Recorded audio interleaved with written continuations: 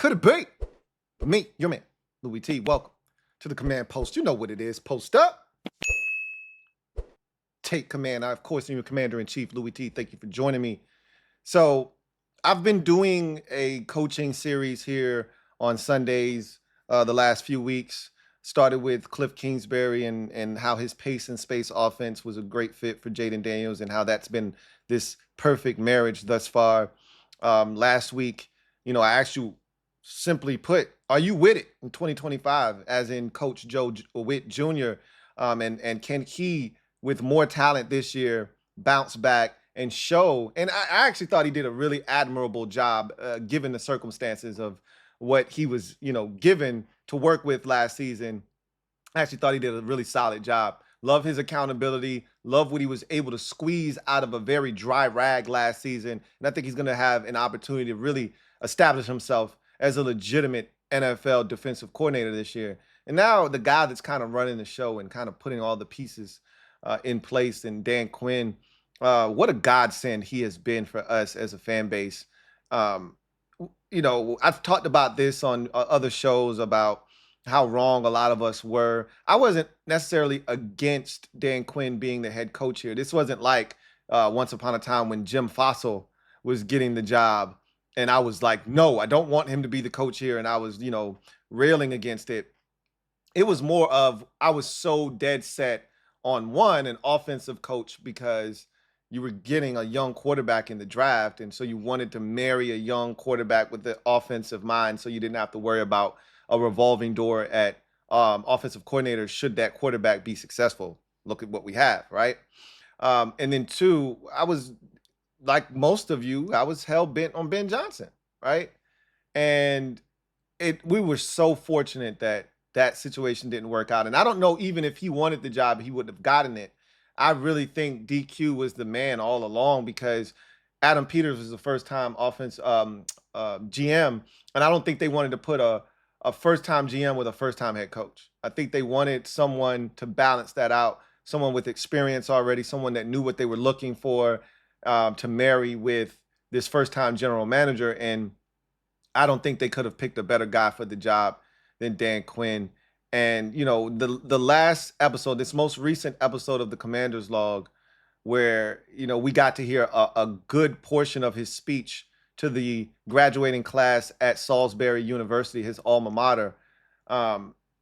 It's the type of stuff that reminds you of just why this guy is the leader that he is, and why players will go wherever DQ goes, right? They will follow him to the depths of the earth. I remember one coach in particular in Dallas saying, I would follow Dan Quinn to Antarctica if need be, right?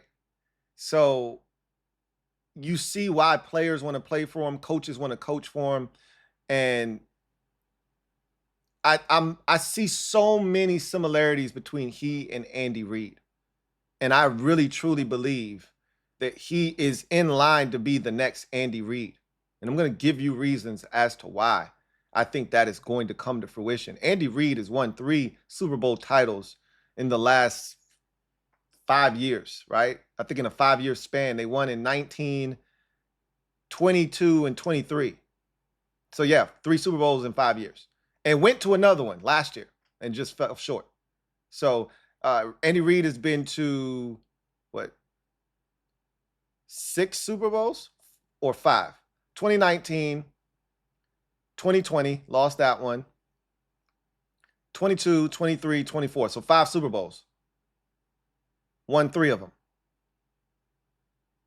That could be us. That could be us. And before it's all said and done, I can't see a way, unless, again, something catastrophic happens. If this thing continues going in the direction that it's going in, and I know this is a small sample size, he's only done it for 1 year here, but you see what this is. You know what this is. If you've watched football long, you know what this is. The people that bring up Robert Griffin III, like, you're insane, because that wasn't sustainable. Not with Robert's ginormous ego and with Dan Snyder here as a fanboy, allowing guys to do whatever the hell they wanted, including Robert, a direct line to the owner's, office to supersede the head coach and go over his head. That shit wasn't sustainable. In 1 year's time from that 2012 season that was so much fun, that felt like the beginning of something, to the next season where Shanahan and all of his staff got fired, it was a disaster. And it all happened in less than a year. That's not where we are. That's not where we're going. That's not what we have here in Washington now. We have a sustainable model of consistency that is just getting started. And a lot of it has been put in place by the man that we're going to talk about today, in Dan Quinn. His attention to detail, his experience, his ability to connect with players on a level that few coaches have in this league. He cares about the man more than he cares about the player. That resonates with guys. That makes guys want to run through a brick wall for Dan Quinn. That team we had last year had no business winning 12 games. Yes, Jaden Daniels had a huge say in that outcome. But Jaden Daniels was the only guy on the football field. We had guys overachieve on this team last season at multiple spots. Offensive line, wide receiver, running back, cornerback, safety, special teams. Hell, even our place kicking wasn't great, but it was good enough after going through 4 or 5 different kickers last year.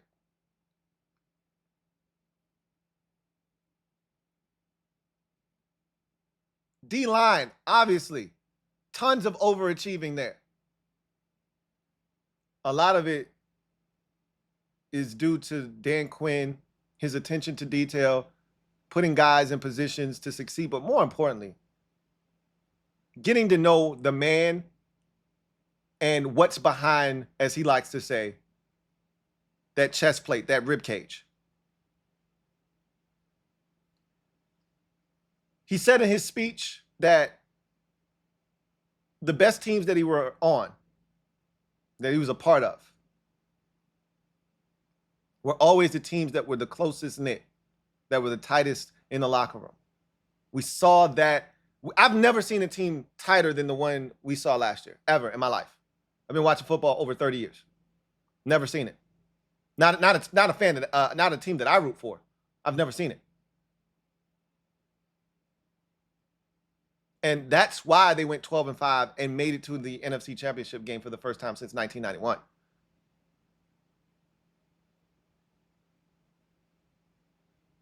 And that's something that not only is sustainable, but can be replicated over and over, even though the locker room changes every single year. Because Dan Quinn is going to build, has already built a culture that is sustainable and that is going to welcome guys in. We saw what happened when they brought in free agents, how they welcomed them, everybody standing in the corridor waiting for them when they walk in, giving them a round of applause, finding out little intricacies about guys and putting that into their introduction. For instance, Bobby Wagner, West Coast guy, obviously they had a relationship already. He's playing Kendrick when he walks in. Why? Because he knows Bobby Wagner loves Kendrick. It's just those little details, the attention to detail, that sets DQ apart. And why I think he's on the fast track to becoming the next Andy Reid, winning at a high level. First things up. He left his first job with a winning record and a Super Bowl battle scar. Both he and Andy Reid did that. Both left their previous jobs after getting fired with a winning record. Were very successful in that stop. Obviously, Reid a lot more successful in Philadelphia than Dan Quinn was in Atlanta, but both went to a Super Bowl, only one. Both lost that Super Bowl in excruciating fashion. Quinn a lot more excruciating than Andy Reid, of course, but both lost very close contests. that they could have easily have won. Right? So you live with that. And he talked about that in his speech at Salisbury University, how that scar has fueled him, it motivated him. It has him in the position that he's in right now. And when that opportunity comes again, you best believe he's not going to miss. He said that about getting another coaching opportunity. The next thing, he and Andy Reid, he being Dan Quinn, are both culture builders that took over bad clubs and got immediate turnarounds upon their arrival. When Andy Reid took over the Kansas City Chiefs in 2013, the year prior in 2012, they were a 2-14 outfit. Upon his arrival, they immediately went from 2-14 to 11-5.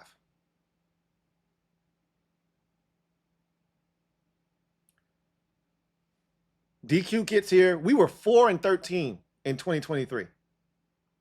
And as bad of an organization as one could be, the bar was set pretty low here. You show up, the team does something they haven't done since 1991, win 12 games, wins 2 playoff games, both on the road, never done that in franchise history, and takes us to our first NFC championship game since 1991. Hadn't won a playoff game since 2005. A lot of bad, precedents that had been set and records that were continuing to pile up year after year were broken last year because of Dan Quinn and his presence and what he was able to help bring here to the nation's capital. Very similar to what Andy Reid did for a franchise that wasn't as bad as ours was. But how relevant were the Kansas City Chiefs before Andy Reid got there? How relevant were they? They probably hadn't been relevant since Trent Green and the, Priest Holmes, Larry Johnson, Tony Gonzalez days. Nobody was afraid of Matt Castle and company. So I think their paths are very similar in that regard, right? Next thing. Each learned from their previous mistakes at their first destination and applied those lessons at their second stop. DQ has talked about all the things he learned in Atlanta, not putting too much on his plate, having a GM be in lockstep with him and allowing the GM, like anytime he gets a question about a player, he always defers to Adam Peters, like, hey, I just handle the football on the field. Like, we are in lockstep with each other as to what moves need to be made. But you want any questions to be answered about, roster transactions, you got to go to Adam Peters. When he was in Atlanta, he had his hand in all of that stuff. He even said that at times he was overwhelmed. He knew exactly what he wanted and what this opportunity was going to look like when he finally got it. He is very strict on being prepared for each moment, right? The most important fight is the one that we're in. He doesn't let the players look too far ahead. Keeps everything in the here and now. We've heard that coach speak before. Be where your feet are. We heard that from Rivera and company. They never practiced that. The most Rivera ever practiced be where your feet are was when he didn't know we could be eliminated from the playoffs. He was so fixated on that game, he didn't even know we could be eliminated from the playoffs. Which, again, speaks to the lack of attention to detail, to not know. Because you should know, right? You should know, but he didn't. DQ would never. He's too detail-oriented for something like that to occur on his watch. But when he speaks it, he lives it. We're going to be prepared for our opponents. We're going to go into this game knowing that we got to go for it on fourth down. He knew when we were playing the Cincinnati Bengals in week 3, hey, we're going to have to press the button tonight. First fourth down of the game. down 7-0, after they had just scored a touchdown to Jamar Chase to open up, and it looked like, oh shit, here we go. DQ said, no, we knew what type of fight we were in. We're going to have to press the button tonight. And they pressed it on several occasions that night. And that became the calling card for this team in certain games. Not all of them. Certain games. He knew. Playoffs, Tampa Bay, on the road. We went for it 5 times on 4th down. We failed on 2 of them. But it was the 3 times that we got it that ultimately made the difference, including the go-ahead score when we were down in that football game. What was it? I think we were down 17-13 to give us the lead, 20-17.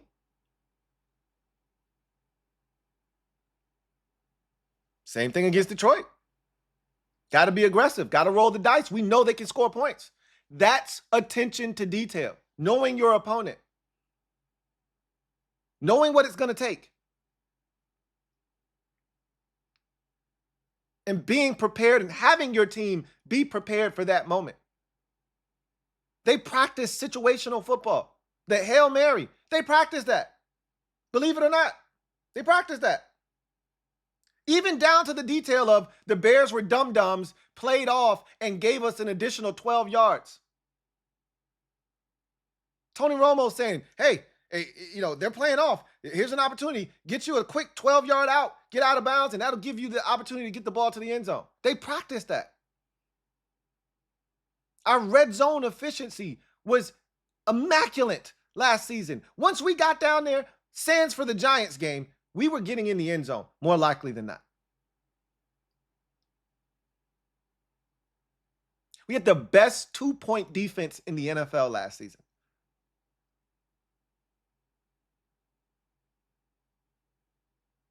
These are the situations that they prepare themselves for.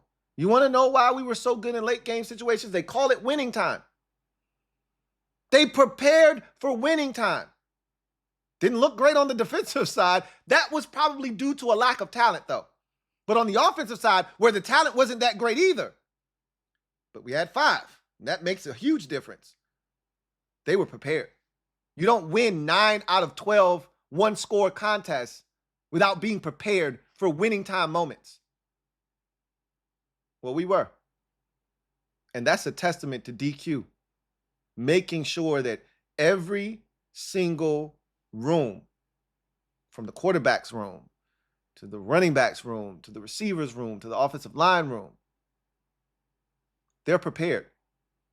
Detail by detail, brick by brick, you're going to build this thing into a winner. That's the Dan Quinn way. That was the Andy Reid way in Kansas City. You don't get successful, by happenstance. And this last thing, you need one of these too, right? They both got one of them ones at the quarterback position. I mean, you need one of those guys if you're going to be successful. You need one of those guys. You can win a Super Bowl with a solid NFL quarterback. But if you want to have sustained success, you either have to have one or 2 things. You either got to have an elite team with a solid quarterback, which is what we're seeing from the Philadelphia Eagles right now, or you got to have one of them ones at the quarterback position. The Chiefs, once upon a time, had a stacked roster. They don't anymore. They haven't for at least the last 3 or 4 seasons. Yet they still find themselves in the Super Bowl almost every year. They've won the AFC West for 9 years in a row, going on 10? That's not an accident.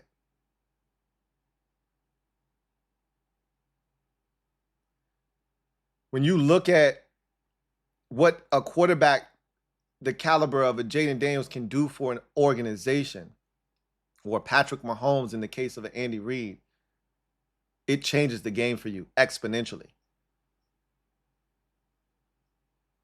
a massive reason as to why this team won 12 games and went to the NFC Championship game is number 5.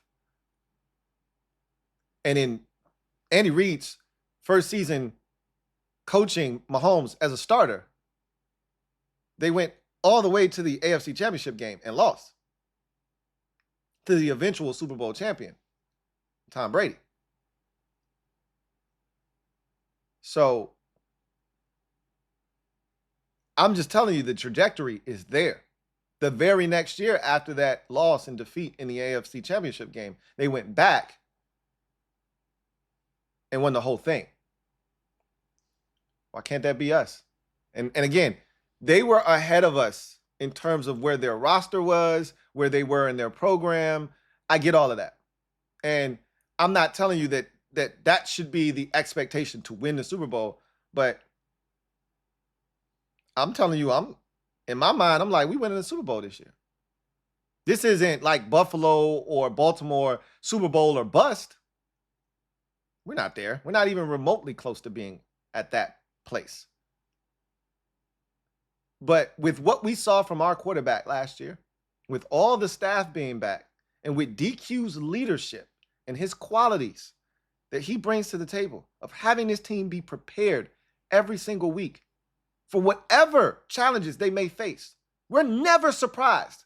This team is never taken aback by what happens in a football game. The staff that they've put together, the detail in just that alone, hiring guys out of the NFL front office that run rules and regulations that can help them be prepared every single week, showing the team cut-ups of things that have happened around the league that may show up in their game, and you got to be prepared. That's what DQ brings to the table that has been lacking here for years, decades even. The last time I was this excited about a coach, it was brief. It was Mike Shanahan. Came here with Super Bowl pedigree, thought he and the staff that he was going to be able to assemble here, which he did. We've seen what they've gone on to do in the league. Thought he was going to bring this wealth of information, knowledge, and talent here, and we were going to win big. And if he would have been allowed to do his job, that's what would have happened. I believe that wholeheartedly. We got the right ownership, just like the Chiefs do. We got the right GM, and Brett Veach and Andy Reid are in lockstep.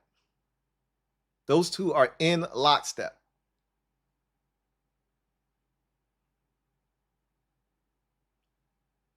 We've got the right setup, and we've got the right coach and quarterback. That's important too. The only thing that's different between Reid and DQ is that they're on the opposite side of the football in terms of their mentality. Andy Reid is offensive minded, so Patrick Mahomes' offense doesn't have to change. No matter if the coaching door is ever revolving, it's still Andy Reid's offense. And he gives them the freedom to do some things, and they come up with these quirky and really cool looking plays. But at its core, it's still Andy Reid's offense. As we see the success of this team continue to take off and take shape, we're going to lose coaches. And a lot of them are going to be on the offensive side of football. And that's going to force them to have a structure in place to insulate the quarterback from a ton of changes. They've put that together. I like what it looks like now. We'll see when it starts to be tested, but we'll cross that bridge when we get there. Here's what I do know. DQ will be prepared, as he always is. When that challenge presents itself, he'll be ready. And so will this team. We're going to win Super Bowls, guys and gals. Prepare yourself. Like, this is crazy. We would have these conversations. You guys remember 3-4 years ago, we would be here on these summer nights as we're waiting for the season, and I would be preaching to y'all, and I would be on my pulpit, and I'd be talking about, we gonna get there. I don't know when. I might not be here to see y'all to the mountaintop, but we gonna get there. I said, but if we get there, Somehow, some way, because back then we didn't think we were getting rid of Dan Snyder. I said, but if we get there, all of the struggle and the strife that we've gone through as a fan base to get there, it's going to make it that much sweeter.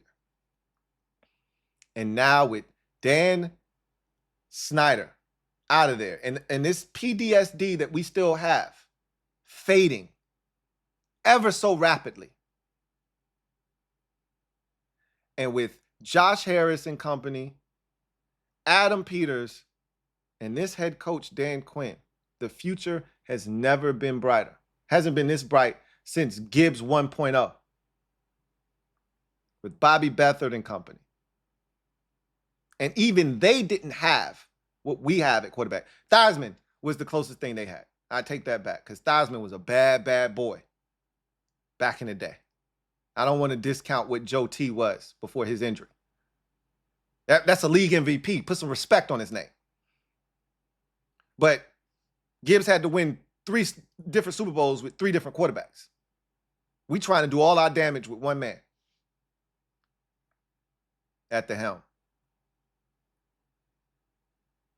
I don't know if y'all buying in, but I'm bought all the way in. And I'm here to tell you that Dan Quinn is setting up an Andy Reid-like destiny, or excuse me, dynasty here in Washington. Get your popcorn ready. You don't like roller coasters? I suggest you get off because this shit finna be a fun-ass ride. I can't wait. Bart Scott! Can't wait. That's going to do it for me, your man Louie T, here on the Command Post. You know what it is. Post up. Take command. I look forward to chopping it up with you guys next week. Things start to get real. I think we might get a Terry McLaurin extension this week. I'm not saying. I'm just saying. Anyway, you enjoy the rest of the weekend. We'll chop it up next week. Until then, I'm your man Louie T signing off. Have a good one. Take care. Peace. LouieTeeNetwork.